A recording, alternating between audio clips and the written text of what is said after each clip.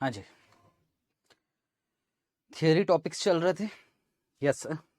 और उसमें से एक किया था हमने रिस्क मैनेजमेंट, उसमें प्रैक्टिकल भी था, मतलब वैल्यू एट रिस्क का क्वेश्चन था।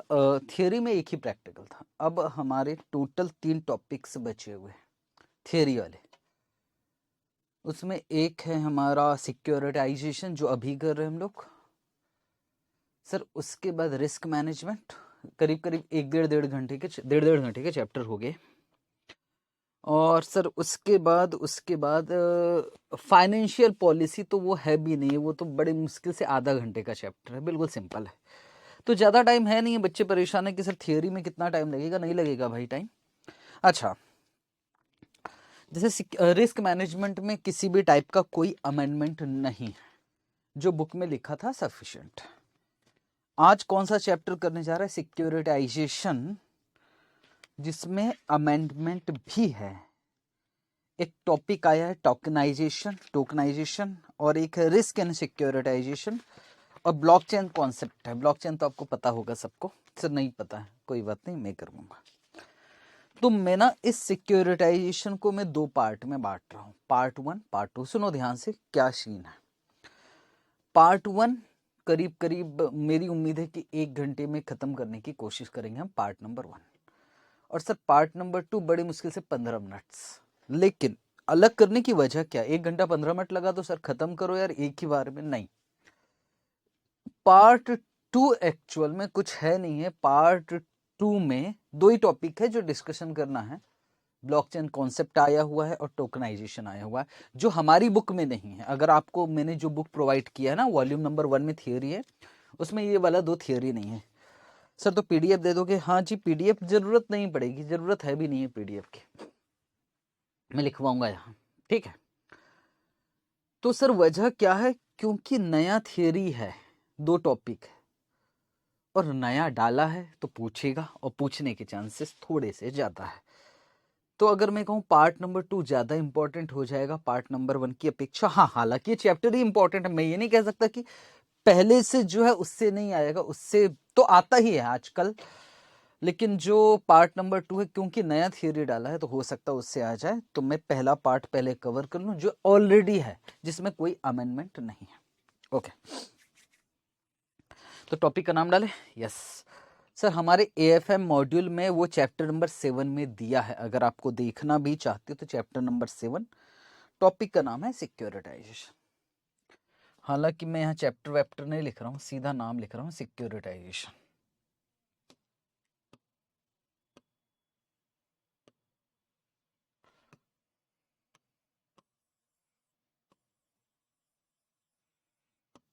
सिक्योरिटाइजेशन, कोई जेड लिखता है, कोई एस लिखता है, आपकी मर्जी, जो लिखना आप लिख सकते। सिक्योरिटाइजेशन।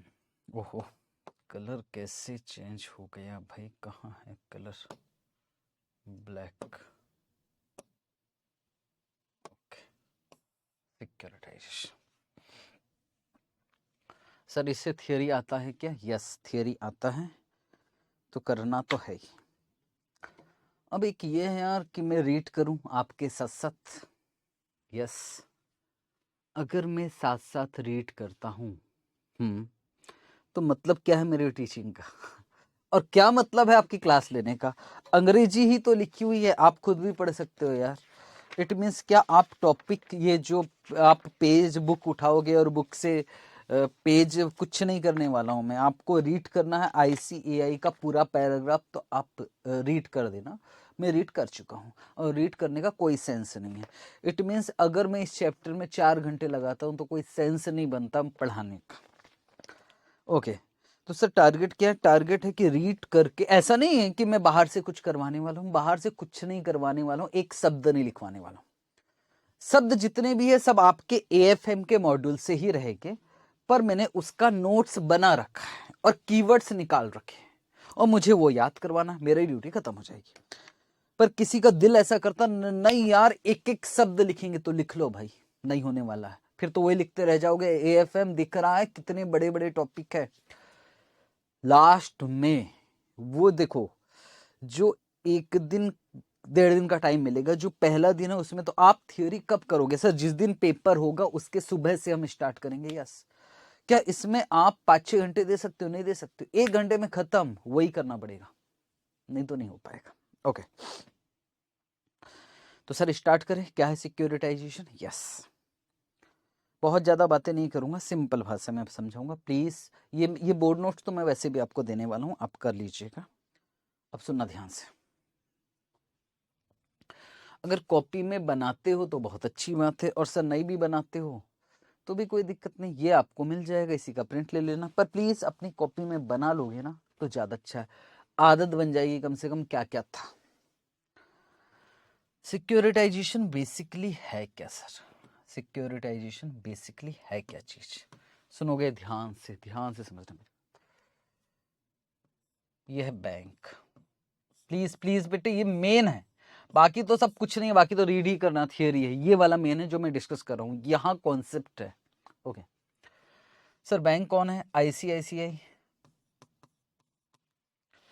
और इन्होंने क्या किया है? लोन दे रखा। सर इसको बनाए क्या? नहीं बनाना है, ये नहीं बनाना है, इसने लोन दे रखा है।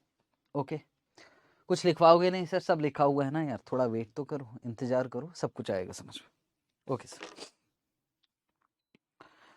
अब इन्होंने बहुत सारे लोगों को लोन प्रोवाइड कर रखा है। लोन, ठीक है। तो सर अब बैलेंस शीट क्या है? बैलेंस शीट क्या है? बैलेंस शीट का क्या सीन है? बैलेंस शीट भाई साहब, लोन दिया है तो लोन इन्होंने दिया है, तो आईसी इस बैंक की बैलेंस शीट की मैं बात कर रहा हूँ।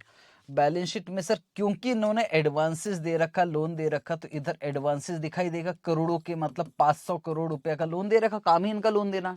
होम लोन है, ऑटो लोन है, मैं होम लोन की बात कर रहा हूँ। ओके, लोन दे रखा।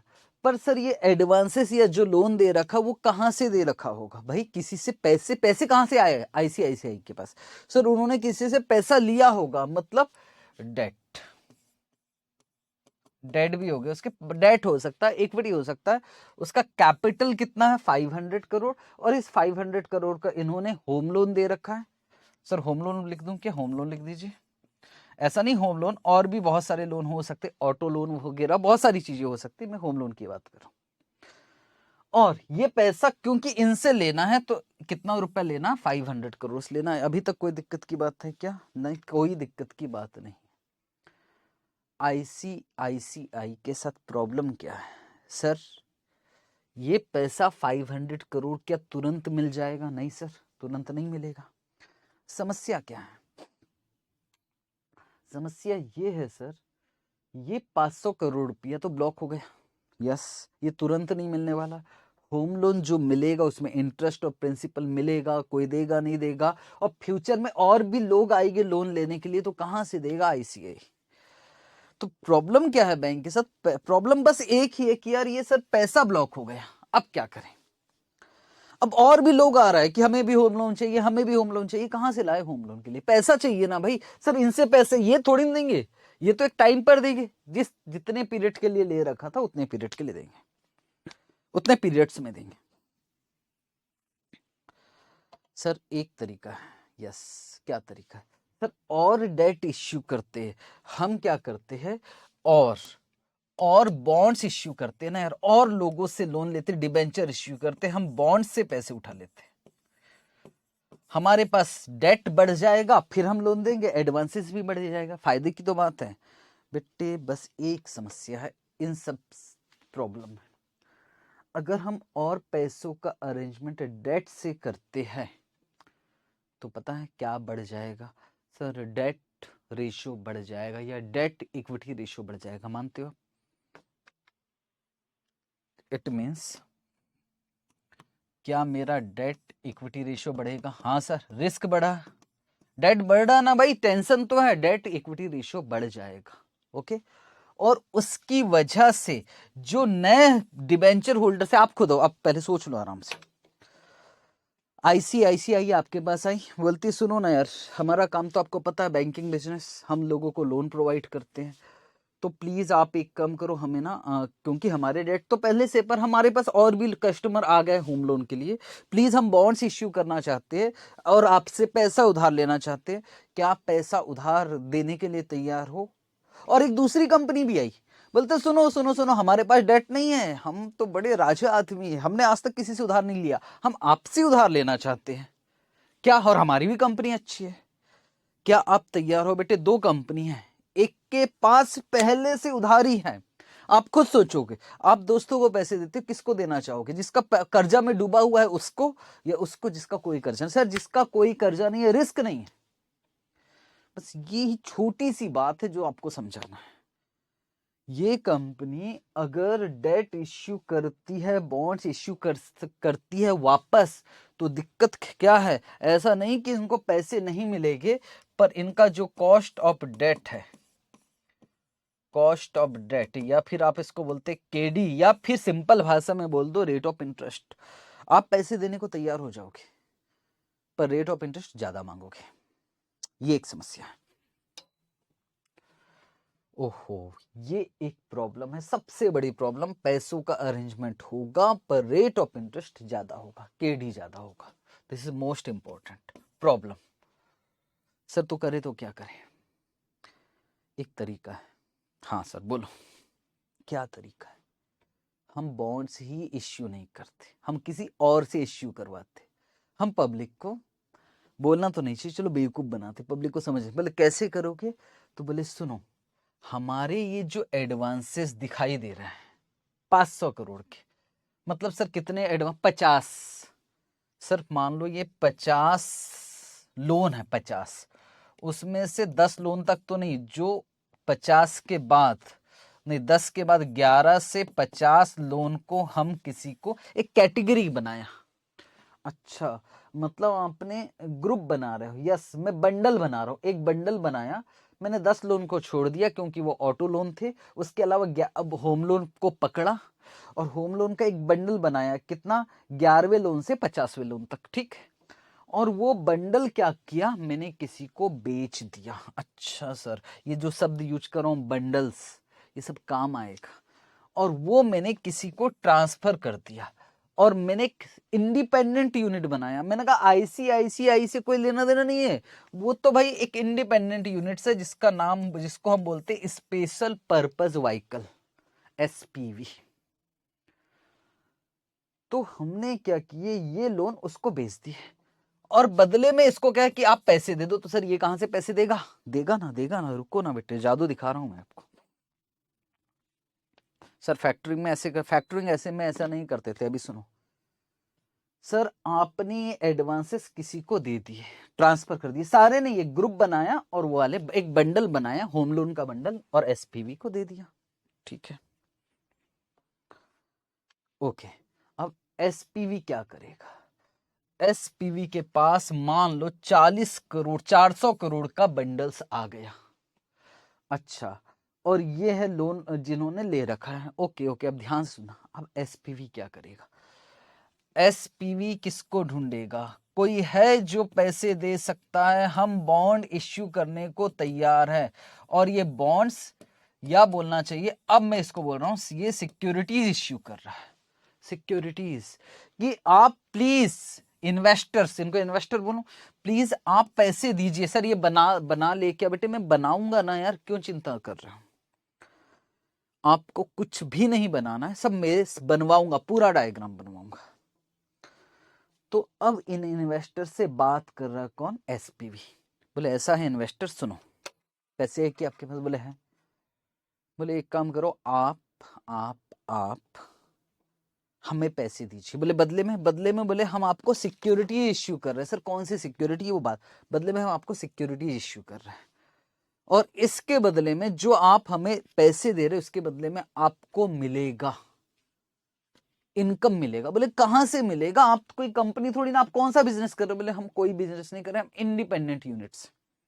ओके, बोले पैसे कहां से आएगा?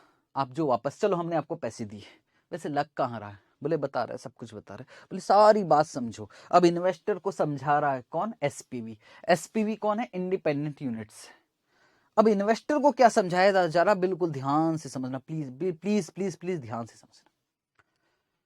बोले इन्वेस्टर देखो हमारे माइंड में क्या चल रहा है, एक बैंक है जिसका नाम है आईसीआईसीआई बैंक। बोले ठीक है, उन्हें पैसों की जरूरत है, ठीक। तो हमने क्या किया, उनका काम क्या है, बोले उनका काम है कि वो लोगों को होम लोन दे रखे इन्होंने, ठीक है। बोले ठीक, अब उसमें से इनको मिलने वाला है 500 करोड़ की बात ही नहीं करते, मेन मुद्दे की बात है 400 करोड़ होम लोन के रूप में। बोले कौन देगा, बोले ये देंगे जिन्होंने लोन ले रखा। सर इनका नामकरण मैं बाद में करूंगा। अच्छा ये लोग पैसे देंगे, ओके। तो बोले आईसीआईसीआई बैंक बोल रहा है कि सुनो एसपीवी, प्लीज आप हमें दे सकते हो कि पैसे 400 करोड़। सर कुछ कम ज्यादा होगा, वो कम ज्यादा पे फोकस मत करो कि सर इसका क्या फायदा, इसका क्या फायदा, वो बाद में डिस्कशन होगा, जरूरत भी नहीं है। अब कमीशन के पीछे भागोगे तो मैं कमीशन यहाँ बीच में डाल के फिगर में टेंशन नहीं लेना चाहता। सर 400 करोड़ रुपया जो है, बोले मैं अभी पैसे कुछ नहीं हो, अभी समझाया जा रहा, बोले मैं इनको दे दूंगा 400 करोड़, और फिर इस एडवांसेस जो है ना उसमें से 400 करोड़ किसके हो जाएगी, बोले ये हो जाएंगे, ये हमारे रहेंगे, हमको मिलेगा मिलेगा मिलेगा। बोले ठीक है, 400 करोड़ रुपया ये हमारी हो जाएंगे। बोले ठीक है। तो सर बोले ये 400 करोड़ अभी नहीं मिलेगा, पर यह है कि ये हमने किसी को दे रखा, ये इसने नहीं दिया है, अब हमने ये एडवांसेस खरीद लिए इससे, ओके। और बोले एक काम करते हैं, इसके बदले में बोले 400 करोड़ रुपए के बदले में हमें हर महीने इंटरेस्ट भी आएगा, प्रिंसिपल भी आएगा, और साथ में बहुत सारी चीजें आएगी। कुछ ऐसे भी लोग होंगे जो जल्दी पेमेंट करेंगे तो वहां से भी पैसा आएगा, बहुत सारी बात, हम इनको लालच देने की, और जो पैसा आएगा हम आपको देते जाएंगे। आपको विश्वास है, आपने किसको लोन दिया, आपने हमें लोन नहीं दिया, आपने पब्लिक को ही लोन दिया, और पब्लिक ही आपको पैसे वापस करेगी, बैंक का छोड़ो आप खुद ही बैंक बन गए। अच्छा सर सारी बात सुन रहे हैं, अब सुना, मैं आप ही से बोल रहा हूं, आप सारी बात मेरी एक एक बात, मैं हूं एसपीवी, मेरी बात सुनते जा रहे हो, ये सारी चीजें याद आएगी, लिखने के काम आने वाला। ओके सब बात हो गई। तो बोले ऐसा करो, हमसे ये अब प्रूफ के तौर पे तो आपको कुछ ना कुछ चाहिए, ये सिक्योरिटी इश्यू कर रहे हैं हम आपको। बोले ठीक है, और इस कौन से किसके बदले में, बोले ये एसेट्स है ना, एसेट्स, उसके बदले में, इसको बोलते हैं एसेट्स बैक सिक्योरिटी, जो सिक्योरिटी का नाम है उसको बोलते हैं AB securities, ABS, assets back securities, या मोर्टगेज बैक सिक्योरिटी में तो और भी होम लोन में एसेट्स बैक सिक्योरिटी की बात कर रहा हूं। सर क्या नाम बोले आपने, एसेट्स बैक्ड सिक्योरिटी। अच्छा सिक्योरिटी इश्यू कर रहा हूं, और बदले में जैसे जैसे पैसा आते जाएगा और हम आपको देते जाएंगे, बात खत्म, और ज्यादा रिटर्न भी मिलेगा, क्योंकि एक्चुअल में हम इसको 400 करोड़ दे ही नहीं रहे, हम तो कम देंगे, आपको नहीं मालूम कि कितना कम देने वाले, आप उसका टेंशन मत, आपकी कमाई ज्यादा होगी भाई। इन लोगों से बोल रहा है, इनका नाम क्या है, इनका नाम है सर इन्वेस्टर्स। यस यहां तक बात समझ में आ गई है क्या, यस। अब इन्वेस्टर के सुन तो रहा था, पर बहुत सारी समस्या इन्वेस्टर को आ गई। पहली समस्या, पैसा कौन देगा, बोले पैसे ये देंगे। बोले पैसे किसको देंगे, पैसे किसको देंगे, सबसे बड़ी बात है पैसे किसको देंगे, क्या ये डायरेक्ट हमको देंगे, पहले पूरी बात यार देखो चीजें क्लियर हो जाए। आखिर ये लोग पैसे लगाने, आप ही सोचो ना यार, आखिर आप पैसे लगाने वाले, तो सारी बातें क्लियर हो जाए तो जरूरी है। बोले ठीक, बोले पैसे किसको मिलेंगे, बोले पैसों के लिए ना एक काम करते हैं, हम एक एजेंट रखते हैं, receiving and paying agent, RPA, receiving and paying agent. बोले ठीक है, जनरली वो ICICI खुद होता है, पर मान लो एक सेपरेट भी है, तो बोले इनसे पैसे वसूल करने का काम रहेगा, इसका एडमिनिस्ट्रेशन रहता है, और ये हमको ट्रांसफर कर देगा, या फिर ICAI कलेक्ट करेगा और हमको ट्रांसफर कर देगा, अल्टीमेटली हमको मिल जाएगा, चाहे ये कलेक्ट करे, यही RP है, receiving and paying agent, receive करेगा और पे करेगा, और जो पैसे आएंगे आपको ट्रांसफर हो जाएंगे। बोले ठीक है, यहां तक तो बात समझ में आती है, लेकिन सबसे बड़ी प्रॉब्लम क्या है मालूम है, ये जिन लोगों को लोन दिया है ये सही आदमी है कि नहीं?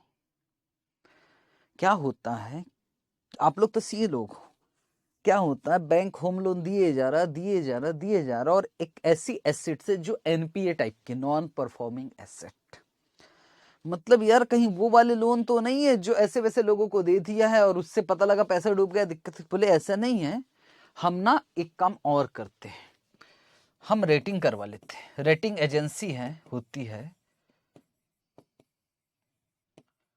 रेटिंग एजेंसी होती है जो जो लोन के बदले में आपको सिक्योरिटी इश्यू की जा रही है ना, चलो उसका रेटिंग करवा लेते हैं कि यार 3 स्टार है कि 4 स्टार है कि इनका सिविल कितना है, सिविल कितना है, ये सब कुछ करवा लेते हैं। अच्छा, तो ताकि ये जो सिक्योरिटी है ना, ओके बोले तो आप रेटिंग एजेंसी से रेटिंग भी करवा लोगे कि हाँ जी ये जो लोन दिख रहा है, ये जो सिक्योरिटी इश्यू किया जा रहा है ये ठीक ठाक है कि नहीं है, पैसे मिलने लायक है भी कि नहीं। हो गया आपकी दूसरी प्रॉब्लम भी खत्म। अच्छी बड़ी बड़ी रेटिंग एजेंसी होती है, मैं बहुत सारा उसमें घुसना नहीं चाहता। ओके, ये कौन है? इन्वेस्टर्स। तो इन्वेस्टर सर पैसे कौन देगा? ये लोग देंगे ना सर। नाम लिखो ना सर, नाम लिखो तो प्लीज मजा आ रहा। सर इनका नाम क्या है? जो पैसे दे रहे इनको बोलते हैं ऑब्लाइजर्स या ऑब्लिजर्स, जो सर ऑब्लाइजर्स लिखवाओगे ना? हाँ लिखवाऊंगा। इनका ऑब्लिगेशन है ना एक्चुअल में, ऑब्लाइजर्स। और सर इसका नाम क्या बैंक लिखेंगे? नहीं, एक्चुअली इन्होंने ही सारा काम किया, तो इनका नाम लिखेंगे ओरिजिनेटर्स। अच्छा, ये है ओरिजिनेटर्स। ओरिजिनेटर्स क्योंकि डील तो ये स्टार्ट कर रहे हैं, और इनका नाम क्या है? ऑब्लाइजर्स। और आप कौन हो? बोले हम तो इन्वेस्टर है भाई साहब। प्लीज बनाना नहीं है, बस सुनते जाना। और बोले आप कौन हो? बोले हमारा नाम ही एसपीवी है, स्पेशल पर्पस व्हीकल। तो बेसिकली अगर इसको मैं इग्नोर करूं तो कितने पार्टिसिपेंट दिख रहे हैं? सर ओरिजिनेटर एक है भाई साहब, जो एसिड बेच रहा है, एसिड ट्रांसफर कर रहा। ओरिजिनेटर किसको ट्रांसफर कर रहा है? स्पेशल पर्पस व्हीकल को। और वो क्या कर रहा है? सिक्योरिटी इश्यू कर रहा है। सिक्योरिटी जो इश्यू कर रहा है उसके बदले में क्या आएगा? पैसा। और पैसा वो किसको दे देगा? आईसीआई को, बैंक को। पर ये जो लोन सही है कि नहीं है, इसके लिए कौन आया? रेटिंग एजेंसी, जो चेक करेगा। और इसके अलावा लेने देने का काम भी तो करना पड़ेगा, जिसका नाम क्या है? Receiving and paying agent. Okay sir, यहां तक। और सर इसका नाम है जो जिसका ऑब्लिगेशन, उसको बोलते हैं ऑब्लाइजर्स। ठीक है, पर एक दिक्कत है यार। अब इन्वेस्टर बोल रहे हैं, हाँ बोले अब इन्वेस्टर आपको किस बात की चिंता, ये बताओ। चिंता इस बात की है, ये पैसे नहीं दिए तो, ये लोग पैसे नहीं दिए तो क्या करोगे? दिक्कत ये है। सर हम इनका घर बेच देंगे। बोले नहीं, बेकार बात मत करो, घर किसी का नहीं बिकता। ये पैसे नहीं दिए तो क्या? बोले चलो ना यार एक किसी से गारंटी दिलवा दे क्या? बोले हाँ गारंटी दिलवा दीजिए किसी से।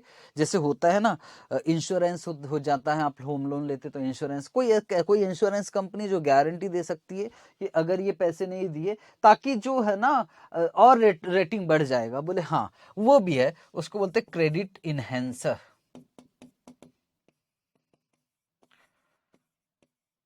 जो आपका जो है, आपको थोड़ा सा ट्रस्ट करने पे मजबूर हो जाता है।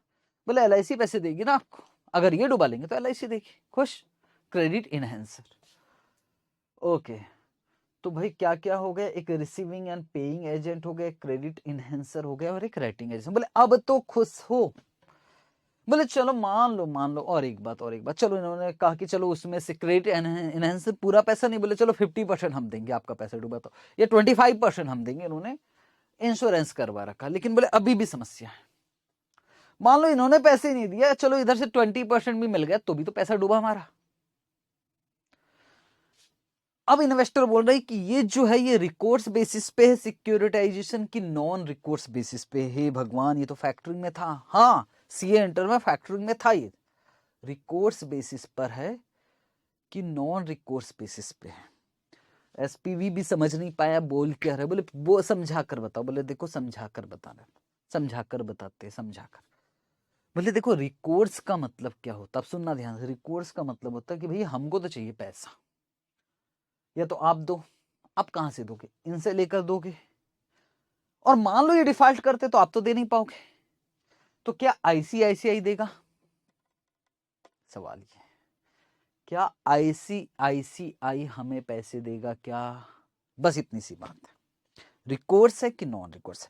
अगर अगर ये लोग डुबा ले, आप डुबा ले, अगर आईसीआईसीआई कह गए कि चलो जी हम पैसे देंगे, हम पैसे देते हैं, तो हम कहेंगे ये है रिकोर्स। अच्छा, और आईसीआईसीआई बोलेगा कि नहीं भैया तुम्हारा प्रॉब्लम तुम निपटो यार, बात खत्म, हमें मतलब नहीं है, हमने आपको एसेट ट्रांसफर किया, आपको बेच दिया, अब हमारे पास घूमकर मत आना। इसको बोलते हैं non recourse. Non recourse, recourse. अच्छा, मतलब नॉन रिकोर्स का मतलब पैसा डूबा तो आप अपना जानो, और रिकोर्स का मतलब नहीं, अगर पैसा डूबा तो हम देंगे। अब सर ऐसा क्यों क्यों होगा? वो कमीशन वमीशन का खेल होता है, फैक्टरिंग में पड़ा हुआ है। कहीं ना कहीं तो मुझे बोलेगा फैक्टरिंग में पड़ा, रिकोर्स नॉन रिकोर्स क्यों समझाऊं मैं यार?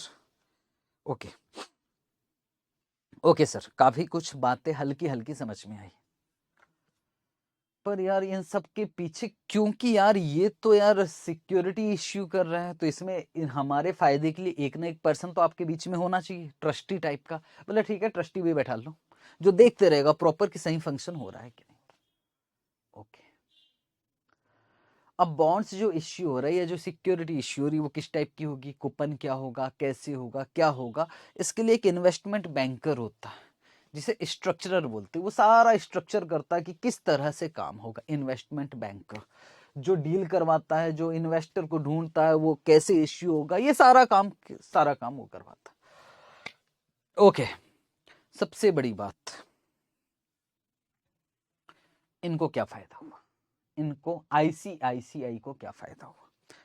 सर आईसीआईसीआई को क्या फायदा हुआ, सुनोगे ध्यान से। एक तो इनकी बैलेंस शीट से एक शब्द सुना, एसेट टर्नओवर रेशियो।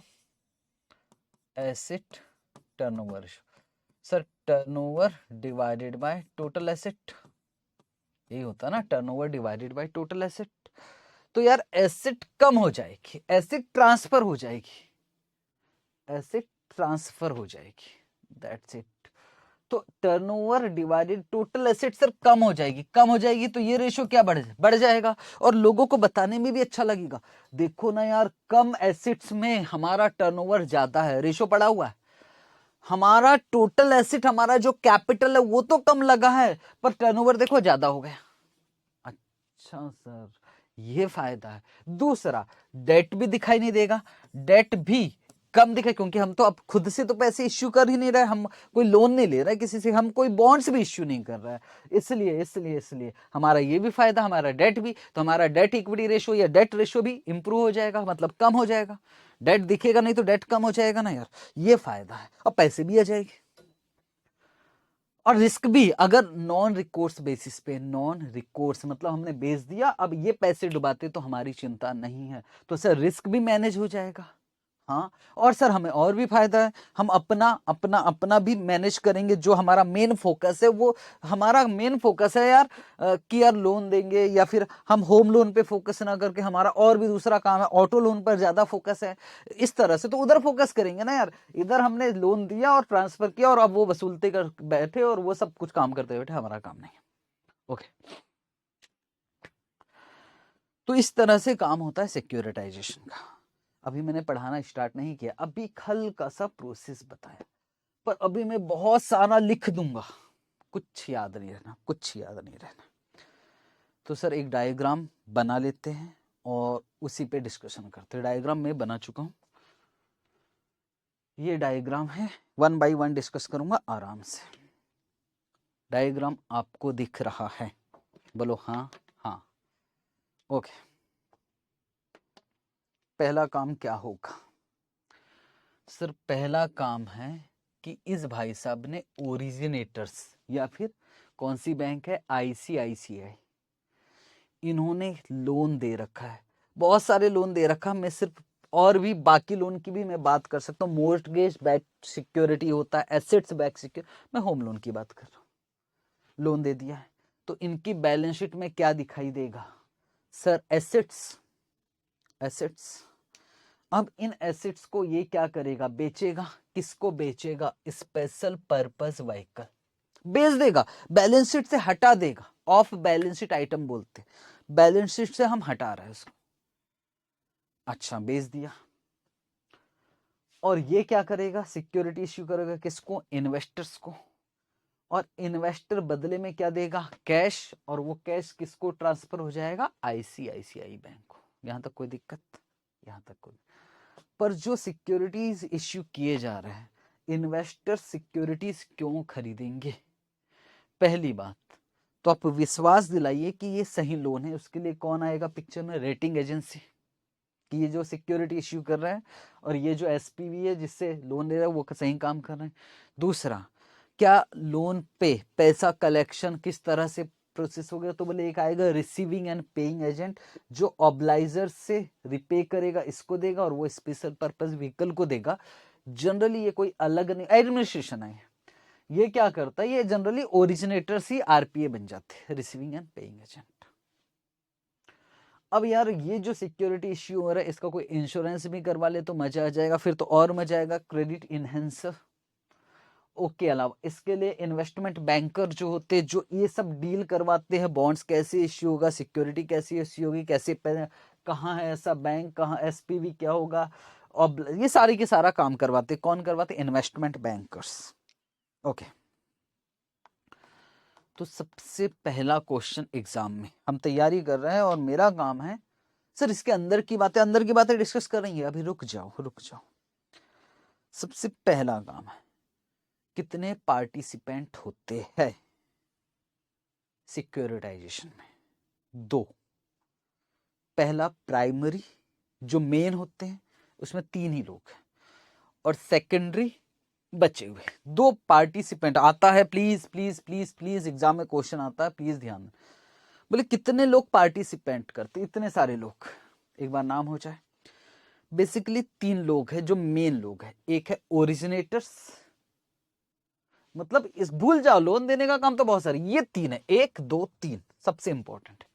ओरिजिनेटर्स जो सेल करता है सिक्योरिटी, एसपीवी जो सिक्योरिटीज इश्यू करता है, और इन्वेस्टर जो सिक्योरिटी खरीद के पैसे देते हैं। 3 पार्टिसिपेंट। और सेकेंडरी पार्टिसिपेंट में बहुत सारे, उसमें पहला लिखोगे ऑब्लाइजर्स जिसने लोन लिया है, ओके।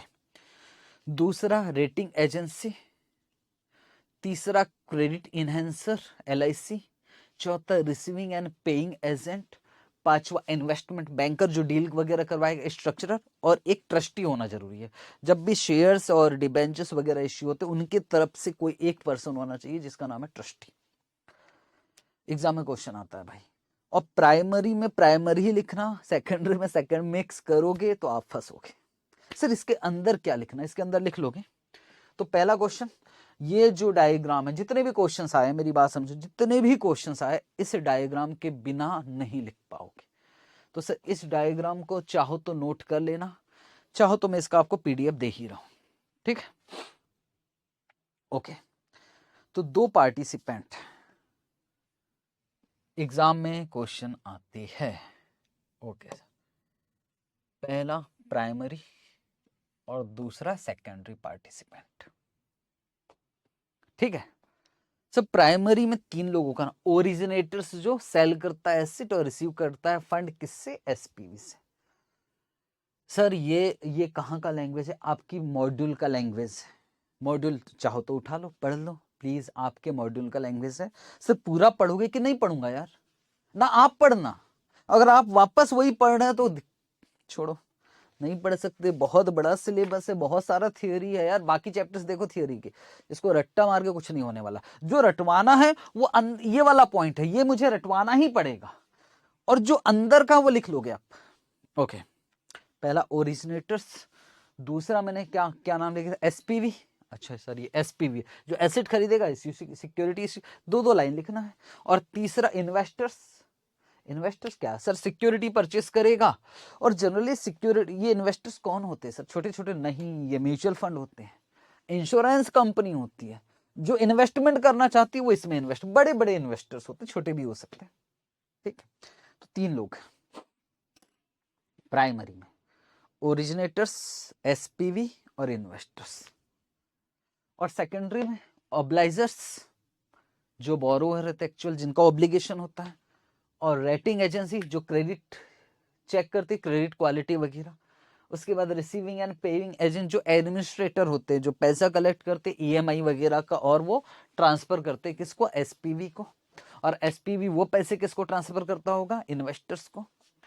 इसके अलावा एजेंट या ट्रस्टी होना जरूरी है, जो इन्वेस्टर्स के इंटरेस्ट में काम करेंगे, ठीक है। और क्रेडिट एनहेंसर मैं आपको बता दिया, एडिशनल सिक्योरिटी मिल जाएगी। और स्ट्रक्चर मतलब इन्वेस्टमेंट बैंकर्स, याद हो जाएगा। हाँ बोलो। हाँ सर, एक बार देखूं क्या, अब सामने से हटा दी, अब बोलो तो मजा आएगा। कितने पार्टिसिपेंट होते हैं सर, दो टाइप के पार्टिसिपेंट, एक होता है प्राइमरी और एक होता है सेकेंडरी। प्राइमरी में 3 लोग, कौन कौन सर, ओरिजिनेटर्स। ओरिजिनेटर्स कौन होता है, जो सर अपना एसेट सेल करता है एसपीवी को और बदले में फंड रिसीव करता है एसपीवी से, ओरिजिनेटर्स। दूसरा कौन होता है, दूसरा क्या नाम था यार, याद नहीं आ रहा सर, और एसपीवी। हाँ एसपीवी सर सिक्योरिटी इश्यू करता है और बदले में पैसे लेता है इन्वेस्टर से।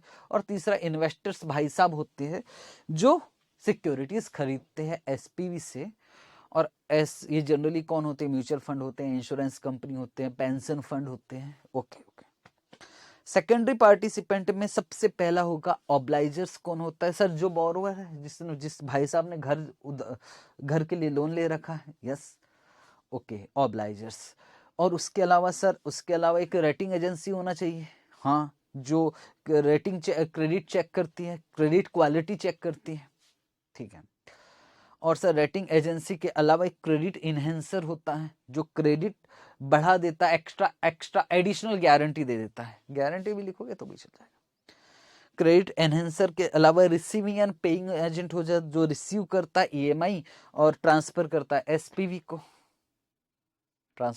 एसपीवी को, जनरली ये कौन होता है, ओरिजिनेटर्स ही क्या बन जाता है, RP, receiving and paying agent बन जाता है सर। इसके अलावा ट्रस्टी होता है, जो इन्वेस्टर्स के हित में काम करता है, जिसको आप इंटरेस्ट बोले, इन्वेस्टर के इंटरेस्ट में काम करता है। और एक स्ट्रक्चरर होता है, जो सारा सिक्योरिटी इश्यू करना है, कैसे करना है, क्या करना है, कहाँ लगेगा, कैसे मार्केटिंग होगी, ये सब वो करता है, जिसका नाम है स्ट्रक्चरर। ये कौन होता है, इन्वेस्टमेंट बैंक का। थक गया मैं बोलते बोलते, क्या याद हो जाएगा भाई, ये इंपॉर्टेंट क्वेश्चन है, जितना चाहो उतना लिख कर देख लो, प्रैक्टिस कर लो, प्लीज कर लेना, ये क्वेश्चन बार बार आता है। ठीक है सर, हो जाएगा, कोई दिक्कत नहीं है। पहला क्वेश्चन हमने किया, प्लीज मैं ऐसे नहीं करवा सकता थियरी कि पैराग्राफ सामने हो और मैं उसको रीड करते जाऊं अंडर, वो आप कर लेना, जो अंडरलाइन करवाना था ना, वो सब मैंने इसमें लिखवा दिया, ठीक। ओके सर, तो एक तो ये आता है सर, दूसरा क्या आता है, सिक्योरिटीज मैकेनिज्म, कि कैसे कैसे काम होता है। इट मीन सर फिर से वही वाला क्वेश्चन, हाँ अभी तो मैंने कितने लोग पार्टिसिपेट है, अब मैं बोल रहा हूं किस तरह से काम होता है। सर सुनो, काम ऐसे होगा, पहले लोन देंगे, वो छोड़ो, लोन देंगे वो तो यार सभी देते, लोन की बात नहीं करो, आप कहां से स्टार्ट करो, ओरिजिनेटर से। चलो ठीक है सर, ओरिजिनेटर से हम स्टार्ट करो। पहला स्टेप क्या होगा, जल्दी से बोलो भाई, पहला स्टेप। सर पहला स्टेप है कि हम लोग एसेट सेल कर देंगे, बिल्कुल सही। कौन हम लोग, मतलब ओरिजिनेटर्स, किसको, एसपीवी को, पहला स्टेप हो गया। ओके, दूसरा स्टेप में क्या होगा सर, जो एसपीवी है ना, वो सिक्योरिटी इश्यू करेगी, बिल्कुल सही। पर सिक्योरिटी इश्यू करने से पहले रेटिंग कर लेना चाहिए। अच्छा, पहले रेटिंग कर लो, पहले रेटिंग हो जाएगा फिर सिक्योरिटी इश्यू हो जाएगा, हो गया ना। इट मींस पहले हम एसेट सेल करेंगे, दूसरे नंबर पे रेटिंग होगी, तीसरे नंबर पे सिक्योरिटी इश्यू कर देंगे, ठीक है। 3 काम तो हो चुके हैं। अब पैसा वसूल करेंगे, सिक्योरिटी तो इश्यू हुआ, अब उसके बाद क्या होगा सर, फिर रिसीविंग एंड पेइंग एजेंट आएगा, जो पैसा वसूल करेगा, है ना। हाँ, वो पैसा वसूल करके किसको ट्रांसफर करेगा, एसपीवी को। ओके, और एसपीवी क्या करेगा, रीपेमेंट कर देगा, हो गया खत्म। और क्या बच गया, बस इतना ही तो काम होना। अब इसमें क्या लिखा वो मैं नहीं जानता। ये सेकंड क्वेश्चन है, आता है एग्जाम में, mechanism of securitisation. Okay sir, एक बार पढ़ूं इसको। हाँ, इन्होंने स्टेप नंबर 1 में ऐसा नहीं लिखा, इनका कहना है स्टेप नंबर 1 में भाई सबसे पहले हम पुल बनाएंगे। कितने लोन थे आपके? 50, तो एक पुल बनाया 40 लोन का। ऐसा नहीं कि सारे के सारे लोन उठाकर ट्रांसफर कर दिया, नहीं, पहले हम पुल बनाएंगे। तो क्या लिखा? Creation of pool of assets, segregation of assets. Assets को सेग्रीगेट कर लिया भैया, ये ऑटो लोन अलग कर दिया, होम लोन अलग कर दिया, ये लोन अलग कर दिया, क्रेडिट कार्ड लोन अलग कर दिया, होम लोन को उठाकर बेच दिया। इट मीन्स पहले क्या करेंगे? सेग्रीगेट करेंगे, अलग अलग, creation of pool of assets, ठीक है। उसके ट्रांसफर करेंगे, उसके बाद क्रेडिट रेटिंग हो जाएगा, उसके बाद सेल कर देंगे। फिर तो ये तीन तो वही था। उसके बाद एडमिनिस्ट्रेशन ऑफ एसेट होगा। एडमिनिस्ट्रेशन ऑफ एसेट्स कौन करता है sir? Receiving and paying agent. और उसके बाद रिपेमेंट हो जाएगा फंड का। रिकोर्स ऑफ ओरिजिनेटर्स, ये एक बेकार में डाल दिया है। इसका मतलब वो कहना कि अगर अगर अगर अगर जिन्होंने पैसा उधार नहीं लिया, जिन्होंने पैसा उधार लिया था, सर किसकी बात हो रही है? होम लोन वाले की बात हो रही है, इसकी बात। ऑब्लाइजर्स, हाँ ऑब्लाइजर्स बोलो सर। ऑब्लाइजर्स ने पैसे नहीं दिया, तो क्या हम ओरिजिनेटर्स से भी पैसे वसूल कर सकते हैं? हाँ, अगर ये रिकोर्स है तो वही लिखा है, रिकोर्स टू ओरिजिनेटर, और हमको ये शब्द लिखना पड़ेगा, हालांकि ये डालने की जरूरत नहीं है। रट्टा मारे एक बार। हाँ, पहला काम क्या होगा? और प्लीज डायग्राम बना ही लेना। डायग्राम हर क्वेश्चन कोई भी आता आप डायग्राम बना दिया करो। सब पहले ना हम ग्रुप करेंगे एसेट्स को, चलेगा ग्रुप भी बोलोगे तो, पर ज्यादा अच्छा है कि आप पुल बनो। हाँ सर, हम क्या करेंगे? क्रिएशन करेंगे पुल ऑफ एसेट्स, मतलब सेग्रीगेट कर देंगे। पहला स्टेप। स्टेप नंबर 2 में सर सेल कर देंगे। स्टेप नंबर 3 में सर उसका क्रेडिट हो जाएगा, ठीक है, क्रेडिट चेक हो जाएगा। 3 स्टेप हो गया। स्टेप नंबर 4 में सिक्योरिटी सेल करेंगे, 4 हो गया। 5वें में रिसीविंग होगा, ठीक है। 6वें में रीपेमेंट होगा, और 7वें में क्या बोला था मैंने? 7th में एक नया चीज आ गया था ना, recourse to originators. Recourse to originators. Sir थोड़ा स्टेप इधर उधर लिखेंगे तो भी चलेगा, बिल्कुल चलेगा। उस अगर ICAI का देखोगे ना, तो उन्होंने जो क्रेडिट रेटिंग टू इंस्ट्रूमेंट है वो बाद में लिख रखा है, पर मुझे सबसे अच्छा लगता है कि भाई पहले पुल बना लेंगे फिर बेचेंगे।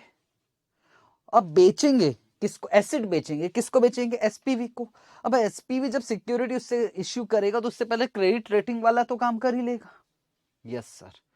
फिर तो सर वो भी जुड़ जाना चाहिए था अपना, क्रेडिट इनहेंसर वाला शब्द वो जुड़ना चाहिए था, नहीं जुड़ा, चलेगा। क्रेडिट रेटिंग करवा लेंगे, उसके बाद सेल कर देंगे सिक्योरिटीज पेपर, फिर receiving and paying agent administration करेगा कि यार एडमिनिस्ट्रेशन ऑफ एसेट्स का मतलब टाइम पर EMI आ रही है या नहीं आ रही, जो भी है। उसके बाद रिपेमेंट हो जाएगा फंड का, और उसके बाद क्या हो जाएगा? Recourse to originators. भगवान ही जानता है आपको याद होगा कि नहीं, याद करना पड़ेगा भाई। मैं बिल्कुल भी ऐसा नहीं है कि आपको रटवा दूंगा हर चीज, ये तो आपको कुछ ना कुछ तो सोचना पड़ेगा इस मैटर। ओके, एक क्वेश्चन आता है, तो टोटल मिलाकर 2 क्वेश्चन हमारे तैयार हो चुके हैं। पहला कौन सा तैयार हुआ है सर? पहला हुआ है हमारा कितने पार्टिसिपेंट होते हैं, ठीक है। दूसरा कौन सा क्वेश्चन तैयार हुआ है? मैकेनिज्म ऑफ सिक्योरिटाइजेशन क्या होता है। तीसरा, फायदे क्या है, benefit of securitisation. Benefit sir, benefit किस किस को है? 2 एंगल से बताना पड़ेगा। इन्वेस्टर्स को क्या बेनिफिट है और ओरिजिनेटर्स को क्या बेनिफिट है। ओरिजिनेटर्स को क्या बेनिफिट है और इन्वेस्टर्स को। ICICI को क्या बेनिफिट है? तो एक तो यार ये समझ में आ गया कि ये रेशियो में इंप्रूवमेंट हो जाएगा। यस, एक सुनो सुनो, वैसे सोचते ना यार,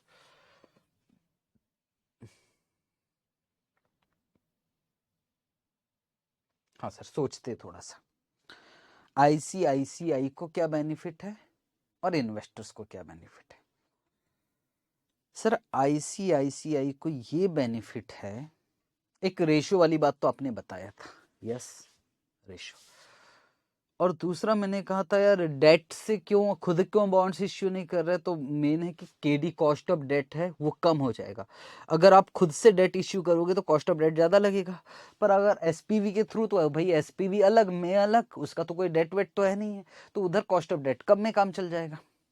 2 तीसरा ऑफ बैलेंस शीट आइटम है। ऑफ बैलेंस शीट का मतलब ऑफ बैलेंस शीट फंडिंग हो रही है। इट मीन्स हमने पैसे ले भी लिया और हमारा डेट भी नहीं खड़ा हुआ, बैलेंस शीट में डेट दिखाई भी नहीं दिया। जैसे ऑफ बैलेंस शीट, दोनों चीजों को हम एसेट को हटा दिया और काम कर लिया, ऑफ बैलेंस शीट। अच्छा, और क्या हो सकता है इसके अलावा? सर अगर नॉन रिकोर्स है, समझ रहे हो, नॉन रिकोर्स मतलब यार मैंने जो एसेट्स बेचा है और मेरा टेंशन खत्म, अब मुझसे कोई पैसे, नॉन रिकोर्स, मेरे पास मत आना, तो मेरा टेंशन, रिस्क मेरा मैनेजमेंट हो गया। तो अगर मैं कहूं इसके एंगल से, तो इसके एंगल से आपको फायदे दिख रहे होंगे। ऑफ बैलेंस शीट फाइनेंसिंग मतलब कैपिटल रिलीज हो गया ना आपका, आपको पता भी नहीं लगा। बोलते हो ना यार एसेट आपने ट्रांसफर कर दी, ऑफ बैलेंस शीट फाइनेंसिंग है। अच्छा ये भी है कि भाई आपका जो मेन काम है ना वो दूसरा काम है, भाई उस पर फोकस करो। आप कहाँ लगे हो कि यार मोर स्पेशलाइजेशन बिजनेस, जिस काम में स्पेशलाइजेशन है वो वाला काम कीजिए। आप कहाँ बॉन्ड्स इश्यू आप एजुकेशन लोन, होम लोन, उसकी बात करो ना यार। आप कहाँ पैसे वैसे वसूली, फ्री करो, लोन दीजिए, फ्री कीजिए, लोन दीजिए, फ्री कीजिए, बस बात खत्म। अच्छा, और नॉन रिकोर्स वाली तो बात है, इंप्रूव हो जाएगा फाइनेंशियल रेशो, जैसे car capital adequacy ratio. Capital adequacy ratio पता है ना, कैपिटल एडिक्वेसी रेशो कहाँ पढ़ाया था, मर्जर में। फॉर्मूला क्या था सर? फॉर्मूला था, हाँ बोलो ना बेटे, फॉर्मूला क्या था? Risk capital divided by risk weighted asset, ऐसा था क्या फॉर्मूला? हाँ सर, एसेट कम हो जाएगा। Yes sir. सर कैपिटल में यहाँ डेट नहीं आता है, कैपिटल टीयर 1 छोड़ो, इक्विटी कैपिटल की बात करो। क्या रिस्क वेटेड एसेट कम हो जाएगा? यस। उसके वजह से क्या कार कैपिटल एडिक्वेसी रेशियो बढ़ जाएगा? यस। सर डेट रेशियो की तरह हो गया, डेट अलग है, इन्होंने यूज किया कैपिटल एडिक्वेसी रेशियो। मैंने हल्का से पढ़ाया मर्जर में, हालांकि आप लोगों का बैंकिंग पढ़ा हुआ तो मुझसे ज्यादा नॉलेज है आपको कैपिटल एडिक्वेसी रेशियो क्या होता है। सर एसेट टर्नओवर रेशियो भी इंप्रूव हो जाएगा और रिड्यूस हो जाएगा बोरिंग कॉस्ट। एक बार याद करें। यस। किसके एंगल से बात हो रही है? सर बात हो रही है इन्वेस्टर्स के एंगल से। इन्वेस्टर्स के एंगल से नहीं, किसके एंगल से? किसको बेनिफिट किसके लिए देख रहे हैं सबसे पहले? सर पहले आईसीआईसीआई बैंक के एंगल से। यस, मतलब बैंक को क्या बोलते थे, ओरिजिनेटर के एंगल से। क्या फायदे बोलो सर? पहला फायदा, बोलो बेटे, बोलो बोलो बोलो, पहला फायदा, पहला फायदा ये है, सोचते हैं ना यार, हाँ सोच लो। सर रेशियो इंप्रूव हो जाएगा, हमको तो यही अच्छे से याद आ रहा। चलो रेशियो इंप्रूव हो जाएगा, और बोलो, और कौन सा ratio? Sir asset turnover ratio, debt equity ratio, capital adequacy ratio, ratio improvement होगा, ये तो हमको पता है। दूसरा sir more focus on more specialisation in business, हम अपने बिजनेस पे फोकस करेंगे, 2 हो गया। और सर जो बोरिंग कॉस्ट है वो रिड्यूस हो जाएगी, अगर हम खुद इश्यू करते तो हमको पैसा भी आ गया, कम में आ गया, 3। और बोलिए सर इसके अलावा क्या क्या हो गया, क्या क्या हो गया, याद करो याद करो। सर आपको याद नहीं, मुझे, मेरा थोड़ी ना एग्जाम है। ऑफ बैलेंस शीट फाइनेंसिंग, ये शब्द चाहिए। More specialisation, improve ratio, reduce borrowing, off balance sheet financing please. Sir off balance sheet financing है क्या एक्चुअल में? कुछ नहीं है बेटे, पैसों का अरेंजमेंट हुआ और डेट भी नहीं आया, आपने ट्रांसफर कर दिया एसेट्स को और पैसा आ गया, दिस इज ऑफ बैलेंस, बिना डेट के काम हो गया। ओके, तो ये 4 चीजें आपको याद रहेगा कि नहीं रहेगा मुझे नहीं मालूम। सर एक बार फिर से ट्रायल करते। एक तो रेशो वाली बात तो पक्की हमको याद रहेगा, क्योंकि बेनिफिट आईसीआईसीआई बैंक का तो वही है। दूसरा यार हम अपने बिजनेस पे फोकस कर पाएंगे, मोर स्पेशलाइजेशन इन बिजनेस, वो वाला काम करेंगे। तीसरा बोरिंग कॉस्ट कम हो जाएगी। 2 पॉइंट तो मेन है, रेशियो इंप्रूव हो जाएगा, बोरिंग कॉस्ट कम हो जाएगा, ये मेन है। इसके अलावा ऑफ बैलेंस शीट फाइनेंसिंग लिख देना, और इसके अलावा मोर स्पेशलाइजेशन इन बिजनेस लिख देना। और नॉन रिकोर्स वाली बात, इन्वेस्टर को क्या फायदा भैया ये बताओ? अगर आप इन्वेस्टर हो, आप सिक्योरिटाइजेशन में जो सिक्योरिटी इश्यू हो रही वो खरीद रहे, तो आपको क्या फायदा है? सर इन्वेस्टर को क्या फायदा है? इन्वेस्टर को एक फायदा मुझे दिख रहा है, कौन सा? क्योंकि देखो ना यार, ये जब सिक्योरिटी खरीद रहा है तो वो जो सिक्योरिटी इश्यू हो रही उसमें पैसा कहाँ से आएगा? पब्लिक से। और एक पब्लिक नहीं, बहुत सारे लोगों से, तो सर डाइवर्सिफिकेशन हो रहा है। आप खुद सोचो ना, अगर मैं ये सिक्योरिटी खरीदता हूं जो सिक्योरिटाइजेशन प्रोसेस में इश्यू हो रही है, तो इस सिक्योरिटी, इसके पैसे कौन देने वाला? इसके पैसे सर एसपीवी नहीं दे रहा सर, आईसीआई वो भी नहीं दे रहा, कौन दे रहा सर? मेन है ना, बहुत सारे लोग देने वाले हैं। यस, तो इसके बदले में मैं एक से पैसे वसूल करने वाला हूं कि बहुत सारे लोगों से? सर बहुत सारे लोगों से। डाइवर्सिफिकेशन, ये तो मुझे एक समझ में आ रहा है, डाइवर्सिफिकेशन। ओके, दूसरा ये है कि अगर ये रिकोर्स बेसिस पर है, रिकोर्स बेसिस पे मतलब पैसे ना वसूल आराम से होगा। अगर रिकोर्स बेसिस पे है, कौन देगा? ऑब्लाइजर्स, वो नहीं दिया तो एलआईसी तो है ही। क्रेडिट इनहेंसर, वो थोड़ा बहुत देगा। और अगर रिकोर्स बेसिस पे तो आईसीआईसीआई को भी देना पड़ेगा। ये दूसरा फायदा है। बाकी तो अब देखना पड़ेगा क्या क्या है। सर डाइवर्सिफिकेशन ऑफ रिस्क है और प्रोटेक्शन अगेंस्ट डिफॉल्ट है। दो चीजों का तो फायदा, प्रोटेक्शन अगेंस्ट डिफॉल्ट है और डाइवर्सिफिकेशन है। ठीक है, इंश्योरेंस अरेंजमेंट वगैरह। और रेगुलेटरी रिक्वायरमेंट अलग है सर। मतलब यार यहाँ आरबीआई बीच में आ जाएगा, सेबी बीच में आ जाएगा, क्योंकि सिक्योरिटी के तौर पे इश्यू हो रहा है। और आरबीआई की सिक्योरिटाइजेशन में बहुत सारे रूल्स एंड रेगुलेशंस है, तो उस चीज का एक फायदा है। तो इन्वेस्टर को तो तीन ही फायदे दिख रहे हैं। पहला, मैंने डाइवर्सिफिकेशन की बात किया। दूसरा जो मैंने बात किया वो किसकी किया सर? दूसरा जो आपने बात किया, रूल्स एंड रेगुलेशंस यहाँ थोड़े से हार्ड है, तो इसमें इन्वेस्टर को फायदा। और इन्वेस्टर का डिफॉल्ट के अगेंस्ट प्रोटेक्शन बहुत जबरदस्त है। इनसे मिलेगा, इनसे नहीं तो उनसे मिलेगा, उनसे नहीं तो उनसे मिलेगा, कहीं ना कहीं तो मिलेगा ही मिलेगा। ओके, ठीक है सर। तो क्या हमें याद हो सकता है बेनिफिट? यस, बस इसका उसमें मिक्स मत करना, बस हाथ जोड़ता हूँ। इस चैप्टर में यही दिक्कत है, बेनिफिट पूछ ले तो फीचर्स डाल देते हो। फीचर्स तो मैंने अभी पढ़ा ही नहीं। और एडवांटेज पूछूंगा तो मैकेनिज्म डाल दोगे। और पार्टिसिपेंट कुछ भी मत लिखना प्लीज, टू द पॉइंट लिखना तो ही नंबर मिलेगा। मैं सिंपल सी बात बोल रहा हूं। अगर ये जो पॉइंट्स लिखा है, कहाँ है भाई? अगर ये जो पॉइंट्स लिखा है ब्लैक में, इसके अलावा कुछ और लिखते हो तो नंबर नहीं मिलेगा। सीधे सिंपल सी बात बोल रहा हूं। इसके अंदर क्या लिखते हो डजंट मैटर, पर ये वाले आपको हेडिंग लिखना ही पड़ेगा। आओ रट्टा मारे एक बार। हाँ मतलब याद करे एक बार, सॉरी रट्टा मारना अच्छा शब्द नहीं। ओके सर, तैयार है सर। यस, मेरा काम ही है याद करवाना, रीड करवाना मेरा काम नहीं है। वो रीड तो आप कर लेना जितना आपके पास टाइम होगा। सर बेनिफिट दो एंगल है। यस, कौन कौन से दो एंगल है सर? एक तो है किसके पॉइंट ऑफ व्यू से? जल्दी बोलो जल्दी बोलो सर। आईसीआई बैंक नहीं यार, क्या बोलते सर, ओरिजिनेटर्स के पॉइंट ऑफ व्यू से क्या क्या पॉइंट्स है सर? रेशियो वाली बात हम पहले नंबर पे लिखेंगे। पहले तो ऑफ बैलेंस शीट फाइनेंसिंग लिख दोगे तो मजे जाएगी। चलो ऑफ बैलेंस शीट फाइनेंसिंग। दूसरा इंप्रूव हो जाएगा रेशियो, कैपिटल एडिक्वेसी रेशियो।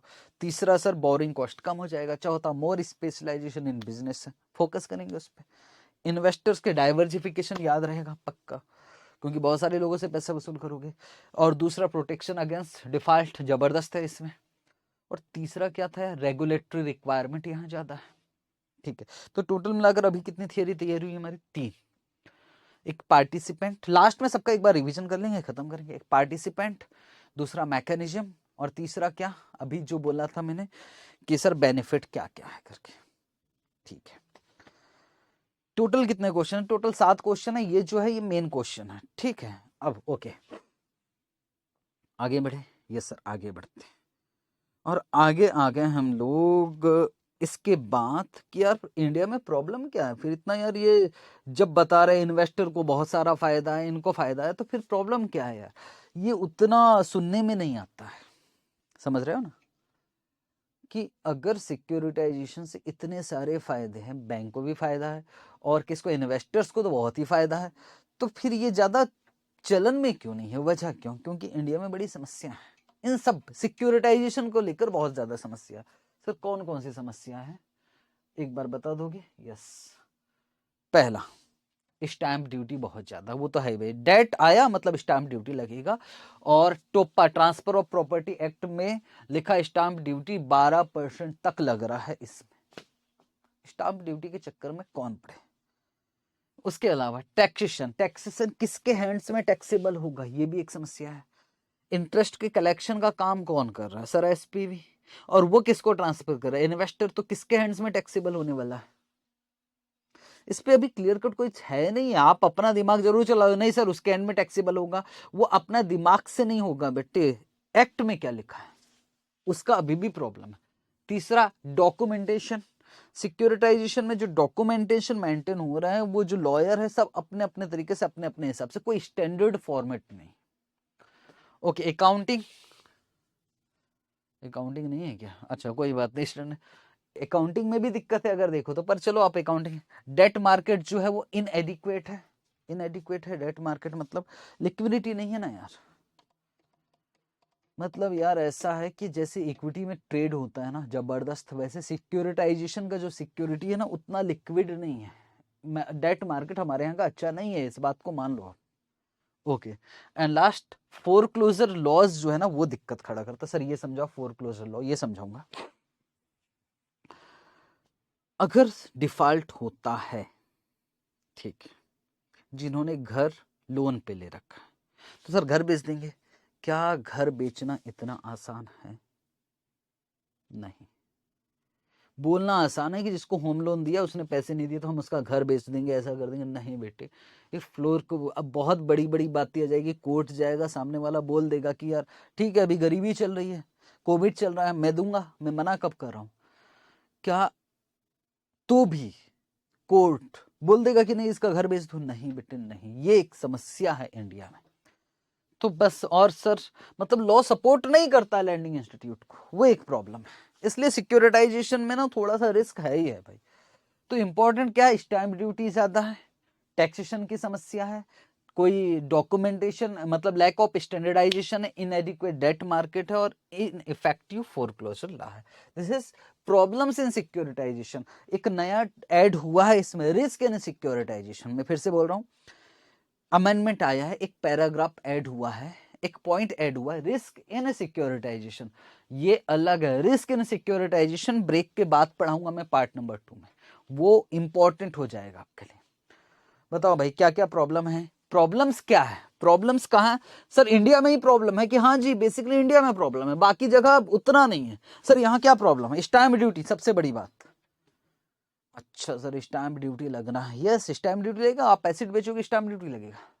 दूसरा बोलो सर, टैक्सेशन, किसके एंड्स में टैक्सेशन होना, ये एक दिक्कत की बात है सर, टैक्सेशन का दिक्कत है। और अकाउंटिंग, अकाउंटिंग भी लिखा होना चाहिए। पता नहीं इसमें अकाउंटिंग लिखा है, एक बार मैं देख लूं, क्योंकि अकाउंटिंग में भी तो दिक्कत है ना यार। ऑफ बैलेंस शीट आइटम का कैसे अकाउंटिंग होगा? पर नहीं लिखा होगा तो नहीं लिखेंगे भाई। सर अकाउंटिंग होगा ना यार, हम बताते हैं, आप मत बताओ, मुझे सुनना भी नहीं है आपसे। हाँ अकाउंटिंग भी तो है यार, वही तो इसमें लिखा नहीं है, प्लीज आप लिख लेना।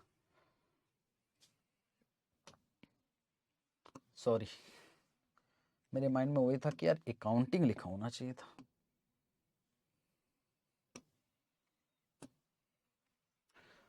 पॉइंट नंबर 6 कौन सा डाल देना? अकाउंटिंग।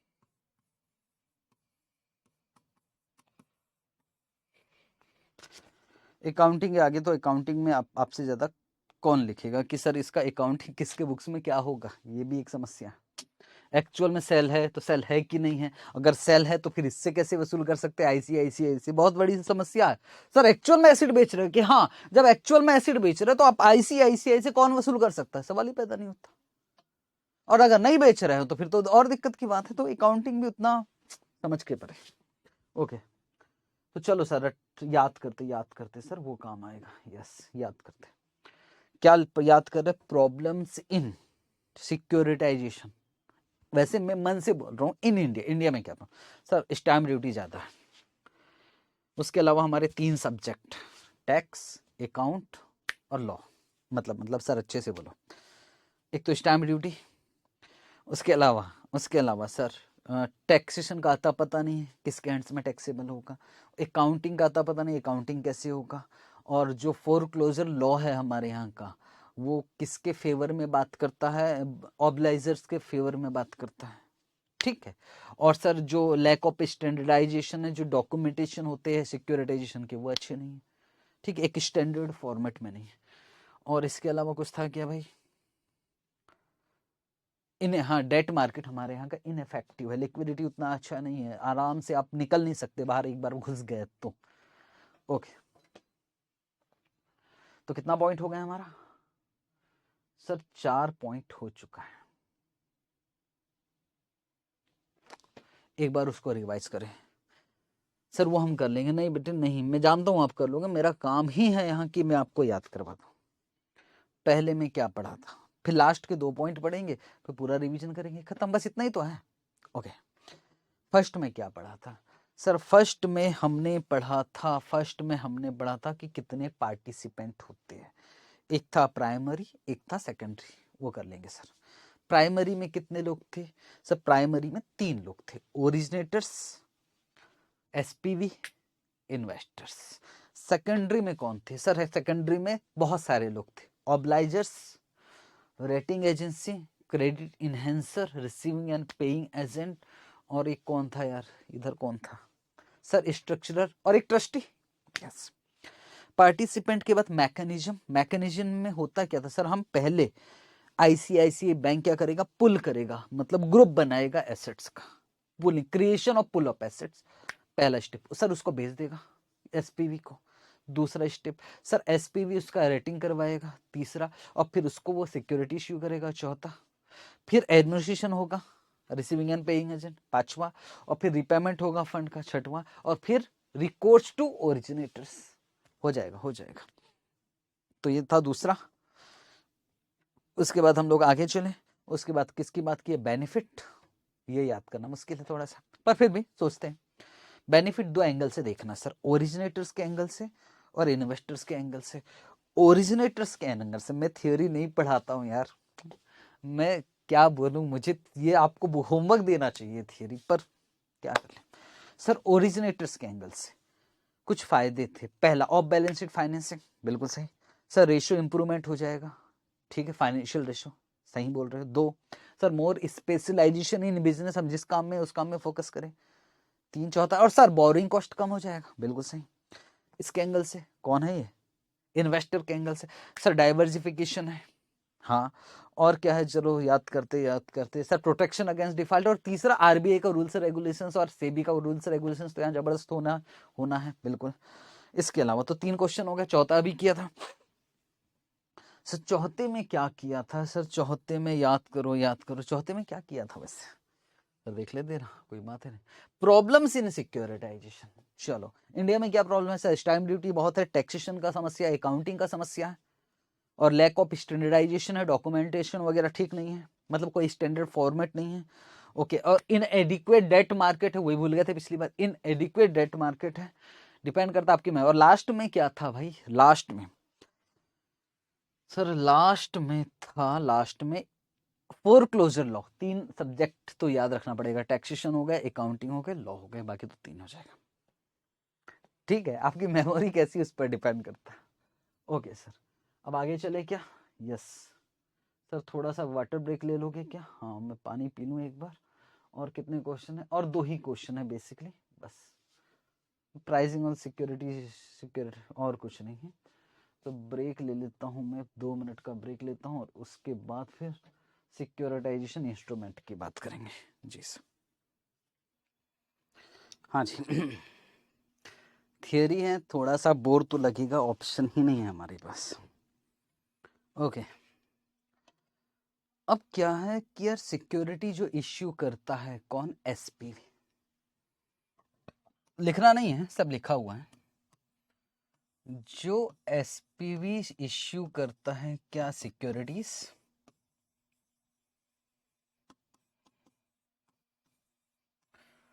वो सिक्योरिटी क्या होता है? बॉन्ड्स होता है, या इक्विटी होता है, या फिर कुछ और होता है, या फिर short term instrument? Short term तो होता नहीं है। होता क्या? तो बोले वो 3 टाइप के होते हैं, उन्होंने 3 कैटेगरी में डिवाइड कर रखा है। लिखना नहीं है, सिर्फ सुनना है, सब लिखा हुआ है।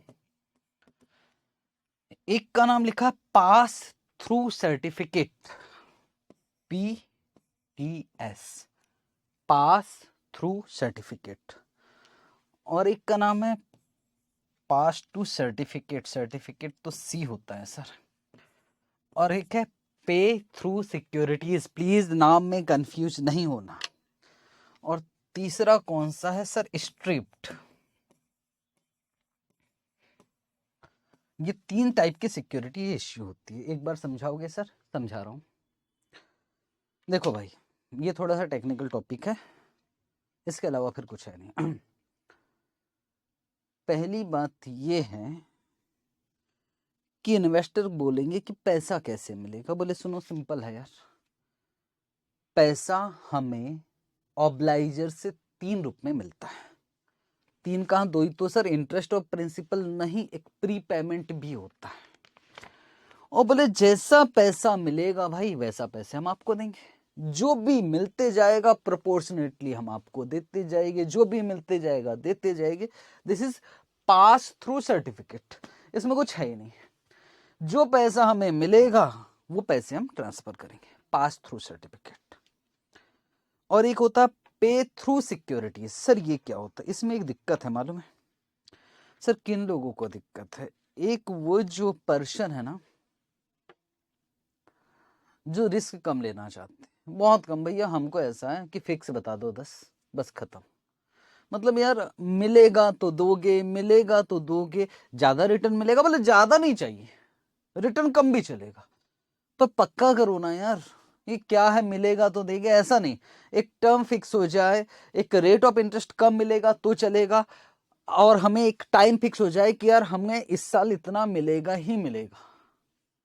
इस साल, सॉरी वीडियो बंद हुआ था, इस साल इतना मिलेगा ही मिलेगा, बस। इट मीन्स ऐसा है कि इसमें ज्यादा मिलेगा तो ज्यादा दे दोगे, कम मिलेगा तो कम दे दोगे, हमें उससे मतलब नहीं भाई, हमको फिक्स कर दो इतना मिलेगा, दैट्स इट। अगर आपके पास कभी ज्यादा जाए, सुनना ध्यान से, अगर आपके पास प्री पेमेंट हो जाए, प्री पेमेंट समझ रहे हो ना सब लोग? यस, होम लोन 20 साल का है और उससे पहले ही पेमेंट कर देते, बहुत सारे लोग हैं उससे पहले पेमेंट कर देते हैं। लॉटरी लग गई है किसी पर्सन को, किसी ऑब्लाइजर को लॉटरी लग गई तो उसने पेमेंट कर दिया, उसको बोलते प्री पेमेंट। तो बोले प्री पेमेंट ज्यादा आ गया तो आप हमको ज्यादा वापस मत करो, आप उसको कहीं इन्वेस्टमेंट कर दो, एसपीवी, एसपीवी आप एक्स्ट्रा कहीं इन्वेस्टमेंट कर दो। पर यार हमारा, हमको टेंशन खत्म चाहिए, हमको रिस्क कम लेना है। यस, तो फिर इश्यू होता है पे थ्रू सिक्योरिटीज। पे थ्रू सिक्योरिटीज, उसमें एक टर्म होती है कि एक लोन है, कोई 10 साल का है, 5 साल का, तो 10 साल के लिए सिक्योरिटी इश्यू हो जाएगी, 5 साल के लिए सिक्योरिटी, जैसे आते जाएगा देते जाएंगे। सर कुछ पैसा जल्दी आ गया प्रीपेमेंट का तो एसपीवी इसको कहीं इन्वेस्ट करेंगे, पर उनको उसी पीरियड में मिलेगा। पास थ्रू सर्टिफिकेट में सर जैसे आएगा, ज्यादा आएगा तो ज्यादा दे देंगे, कम आएगा तो कम देंगे। और पे थ्रू सिक्योरिटी में जैसे आएगा एक फिक्स मैच्योरिटी होगा, जो आते जाएगा देते जाएंगे, जितना बनता है सामने वाले का, और एक्स्ट्रा आ गया तो इन्वेस्टमेंट। सर स्ट्रिप्ड सिक्योरिटी क्या है? नाम से लगेगा आपको, इसके अंदर 2 है, एक है इंटरेस्ट ओनली सिक्योरिटीज और दूसरा है प्रिंसिपल ओनली सिक्योरिटीज। मतलब समझ रहा? मतलब सर समझ में आ गया थोड़ा बहुत, पर फिर भी एक बार समझा दो। बोले 2 टाइप की सिक्योरिटीज है भाई साहब, 2 टाइप की। यह इंटरेस्ट ओनली, मतलब जो इंटरेस्ट का आएगा वो इंटरेस्ट का आपको मिलेगा। जो ये शेयर खरीदेगा, जो ये सिक्योरिटी खरीदेगा, उनको वही पैसा दिया जाएगा जो ऑब्लाइजर से मुझे इंटरेस्ट के रूप में मिल रहा है। जो ईएमआई आता है उसके 2 पार्ट आते हैं, इंटरेस्ट तो इंटरेस्ट वालों को इंटरेस्ट दे देंगे, प्रिंसिपल वालों को प्रिंसिपल दे देंगे, दैट्स इट। ओके सर, और ये ज्यादा रिस्की बोला जाता है, क्यों सर? सर उसकी वजह सुनोगे ध्यान से, लोगों का क्या कहना, मैं पढ़ा दूंगा ना तो वो ज्यादा समझ में आएगा, काम भी हो जाएगा। तो सिक्योरिटाइजेशन इंस्ट्रूमेंट में 3 इंस्ट्रूमेंट लिखा है। एक है पास थ्रू सर्टिफिकेट, इसको क्या बोलते हैं? PTC, PTC pass through certificate. और एक है pay through securities, PTS, PTC. Transfer the entire receipt to investor proportionately, इसमें कुछ लिखने की जरूरत नहीं।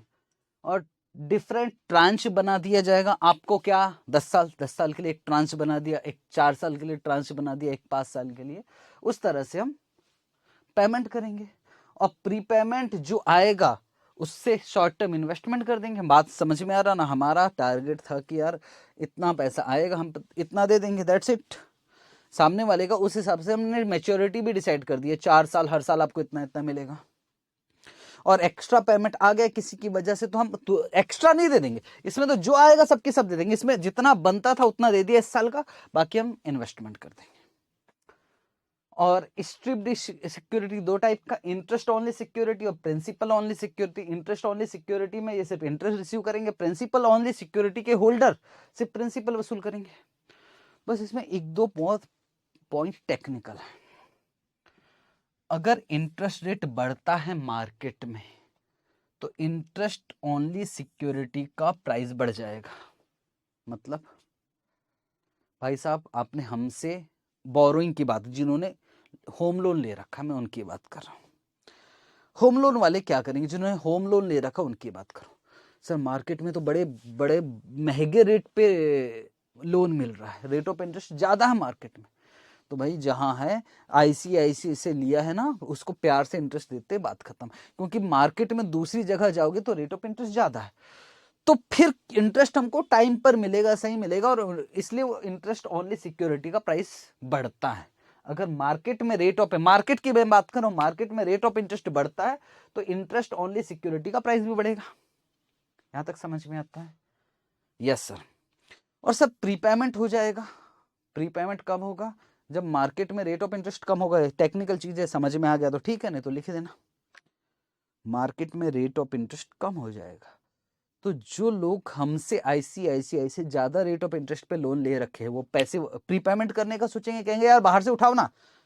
दूसरी बैंक से फोन आता है जनरली कि रीफाइनेंस करवा लो, पता नहीं आपको आया होगा कि नहीं, रीफाइनेंस करवा लीजिए। इट मीन्स ICICI वाले को निपटाओ, हम दे रहे हैं पैसे और हमसे लोन ले लीजिए कम रेट ऑफ इंटरेस्ट पे। तो उसकी वजह से प्रीपेमेंट बढ़ जाएगा, और प्रीपेमेंट बढ़ने की वजह से दिक्कत क्या मालूम है? इंटरेस्ट ओनली सिक्योरिटी का प्राइस गिर जाएगा। सर क्यों? सिंपल है ना भाई, पैसा तो जल्दी मिल जाएगा, पैसा जल्दी मिल जाएगा। सर पैसा मिलेगा का, इंटरेस्ट का तो बात ही खत्म हो गया। हमने सोचे थे इंटरेस्ट मिलेगा, इंटरेस्ट कहाँ इंटरेस्ट मिलेगा, सबने प्रीपेमेंट कर दिया, इसलिए प्राइस गिरेगा। सर ये तो बहुत टेक्निकल लैंग्वेज है। हाँ लिखना है तो लिखना, नहीं तो आपके principal only security, market yield गिरेगा तो प्रिंसिपल ओनली सिक्योरिटी गिरेगा। सर क्यों? उसकी वजह अब सुनोगे, पता नहीं आपको समझ में आएगा कि नहीं आएगा। हम लोगों को ना पहले से जब हम सिक्योरिटी इश्यू करते हैं तो हम लोग एक अनुमान लगा लेते हैं कि इतने लोग कम से कम प्रीपेमेंट करेंगे। प्रीपेमेंट इसलिए नहीं करेंगे कि मार्केट में रेट ऑफ इंटरेस्ट कम हो गया है, इसलिए भी कि बहुत सारे लोग होते हैं, चलो यार कहीं से पैसा आ गया, चलो खत्म करते लो ना। एक हमारा अनुमान होता है कि इतने लोग कम से कम प्रीपेमेंट करेंगे, इतना पैसा हमारे पास आएगा।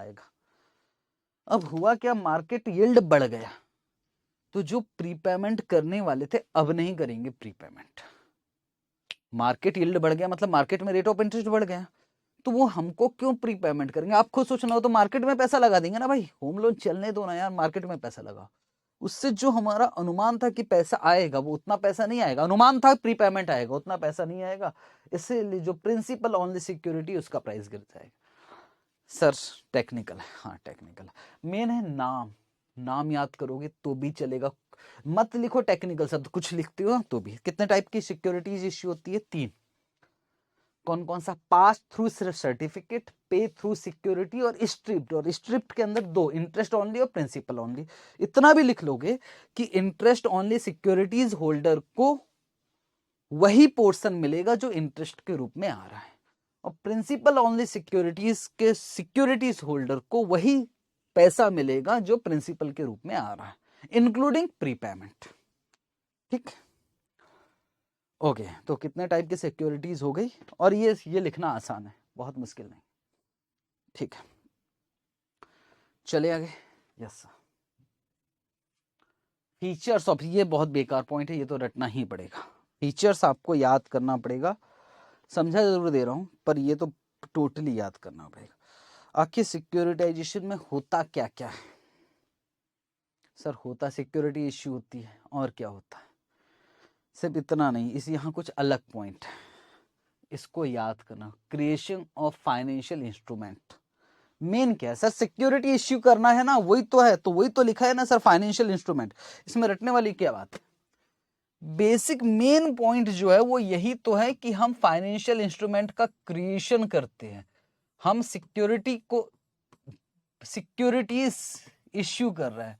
फाइनेंशियल इंस्ट्रूमेंट मतलब सिक्योरिटीज, तो सिक्योरिटाइजेशन शब्द से ही लग रहा है कि हम सर सिक्योरिटी इश्यू कर रहे हैं, हम क्रिएशन कर रहे हैं फाइनेंशियल स्टेटमेंट का। सिंपल है। बंडलिंग एंड अनबंडलिंग, बंडलिंग का मतलब समझ रहे हो,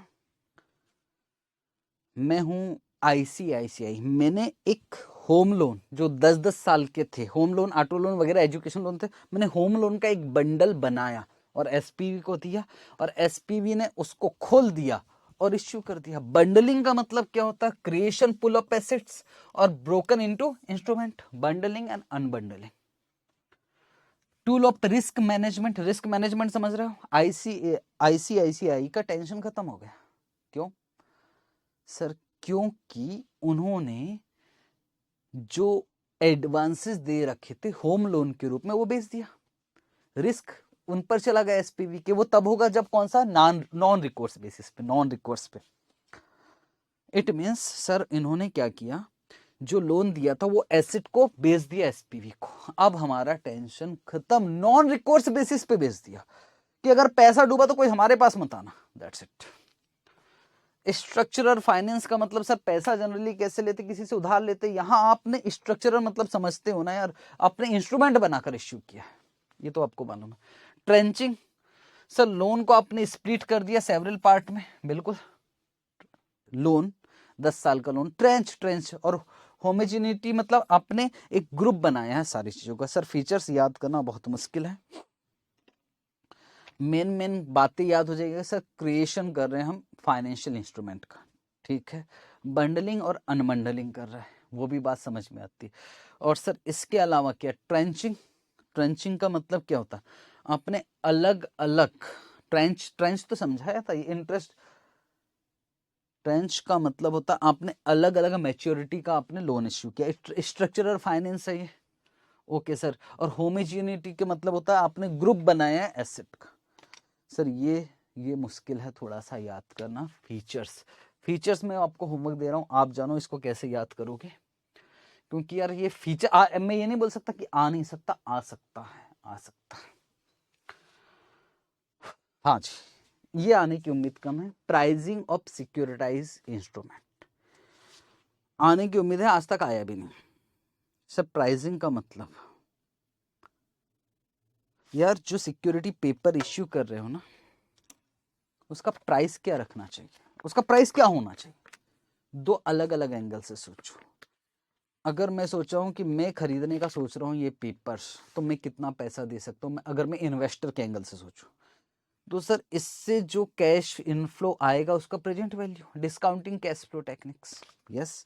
और जो इश्यू, ओरिजिनेटर क्या सोचेगा, ओरिजिनेटर ये सोचेगा भाई मैंने जो लोन दिया है, लोन ही दिया ना, तो मेरे जेब से कितना गया, और मेरे जेब से जो गया आउटफ्लो, उतना पैसा मुझे आना चाहिए, कम से कम उतना आना चाहिए। तो आउटफ्लो को एमोर्टाइज करेगा, वो दे रहा है एक साथ और मिलने वाला 10 साल में, तो वो सर वो क्या करेगा सर, वो फ्यूचर वैल्यू ऑफ एन्युटी निकालेगा, बस वो भी वही काम करेगा। अब डिस्काउंटिंग कर रहा है, वो आपका क्या करेगा, फ्यूचर वैल्यू निकालेगा। आप प्रेजेंट वैल्यू निकाल रहे हो, वो फ्यूचर वैल्यू निकालेगा। इट मींस एक साथ आज दे रहा हूं तो मुझे कितना आना चाहिए। टाइम पास है टॉपिक, कोई मतलब नहीं है, मतलब फिर भी दिया तो पढ़ लिया। प्राइसिंग ऑफ सिक्योरिटाइज इंस्ट्रूमेंट ओरिजिनेटर्स के एंगल से, आउटफ्लो जो किया उसको अमोर्टाइज करेगा, और इन्वेस्टर्स के एंगल से discounting cash flow techniques. And the last, securitisation in India बिल्कुल आज तक नहीं आएगा, ना आया है, ना आएगा, पर लिखा है इसलिए मैं पढ़वा देता हूं।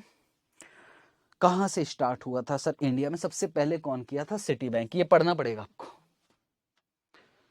Okay sir. सिर्फ सर उसके बाद इससे रिलेटेड कोई एक्ट आया है कि जो इन्वेस्टर के एंगल से बात करता, तो ये एक्ट आपने पढ़ा होगा सर, सरफेसी एक्ट, ओके।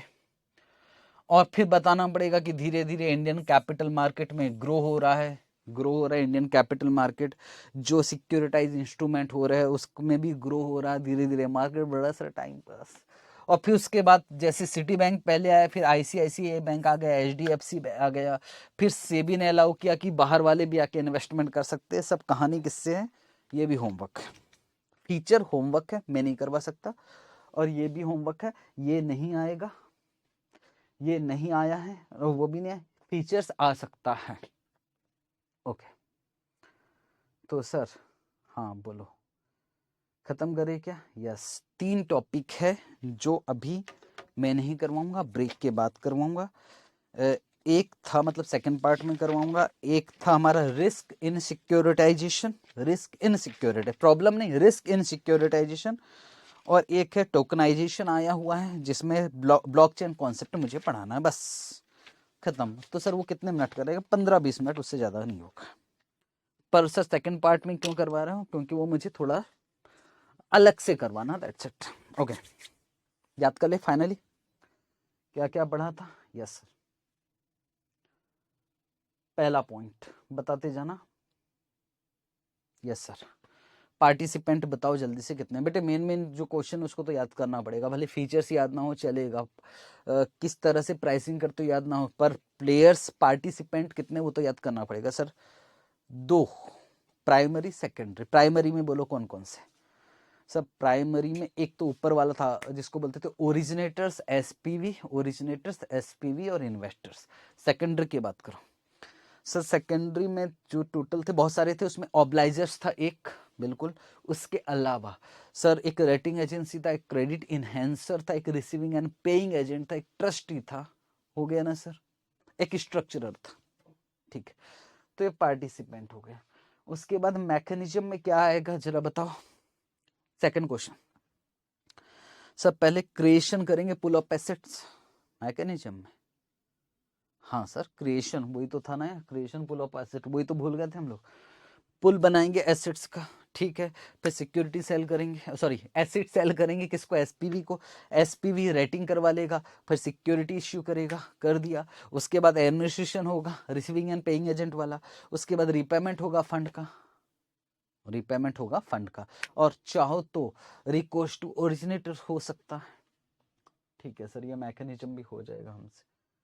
उसके बाद चले आगे, उसके बाद बेनिफिट। हाँ ये मुश्किल है, बेनिफिट। बेनिफिट किसके एंगल से? 2 अलग अलग एंगल से। कौन कौन से एंगल? सर एक ओरिजिनेटर्स के एंगल से और एक इन्वेस्टर्स के। ओरिजिनेटर्स को क्या फायदा है सर? ओरिजिनेटर्स को क्या फायदा है? पहले तो ऑफ बैलेंस शीट फाइनेंसिंग, वो तो याद हो गया सर, वहीं भूल गए थे, ऑफ बैलेंस शीट फाइनेंसिंग। दूसरा सर रेशियो में इंप्रूव हो जाएगा। तीसरा सर कॉस्ट ऑफ डेट कम हो जाएगा, कॉस्ट ऑफ बोरिंग कम होगा। चौथा मोर स्पेशलाइजेशन इन बिजनेस रहेगा। इन्वेस्टर्स सर 3 ही तो थे, पहला आपने बताया था डाइवर्सिफिकेशन, और दूसरा नीचे कुछ बता प्रोटेक्शन अगेंस्ट डिफॉल्ट, और तीसरा सेबी का और आरबीआई का रूल्स एंड रेगुलेशंस आया, ये लिख लेंगे सर। ओके इसके बाद क्या आया था? उसके बाद आता problem in securitisation in India. 3 act थे, एक तो स्टाम्प ड्यूटी था और 3 एक्ट थे, 3 हमारे सब्जेक्ट थे। कौन कौन सा? अकाउंटिंग था, टैक्सेशन था और फोरक्लोजर लॉ था, ठीक है। तो 4 तो वैसे ही हो गए। और इनएडिक्वेट डेट मार्केट और डॉक्यूमेंटेशन स्टैंडर्डाइज नहीं है।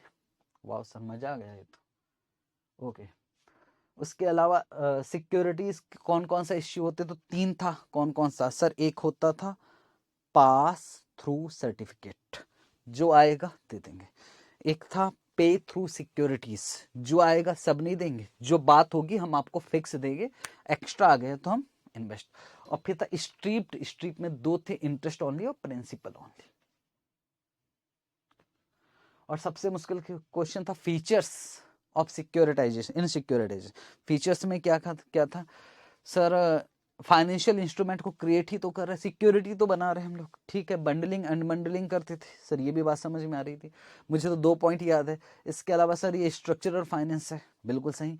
और सर और क्या लिख सकते हैं? फीचर्स याद करना पड़ेगा। होमोजेनिटी, ट्रेंचिंग करते हैं, ट्रेंचिंग मतलब ब्रांच अलग अलग लोन है, अलग अलग मैच्योरिटी पीरियड का अलग अलग लोन इश्यू कर सकते हैं, ये ट्रेंचिंग था, ठीक है। और एक ग्रुप का होमोजेनिटी का मतलब क्या होता है, समझ रहे हो ना? बंडलिंग बोलते हैं, बंडलिंग। जैसे 10 साल की मैच्योरिटी का एक बंडल बनाया, 12 साल की मैच्योरिटी वाला एक बंडल बनाया, तो बंडलिंग करके आप इसको आप होमोजेनिटी बोल रहे हो। और टूल्स ऑफ रिस्क मैनेजमेंट 3 अच्छा, 3 पॉइंट में तो कोई दिक्कत नहीं, 4 ही तो पॉइंट लिखना, 4 नंबर का क्वेश्चन आएगा यार।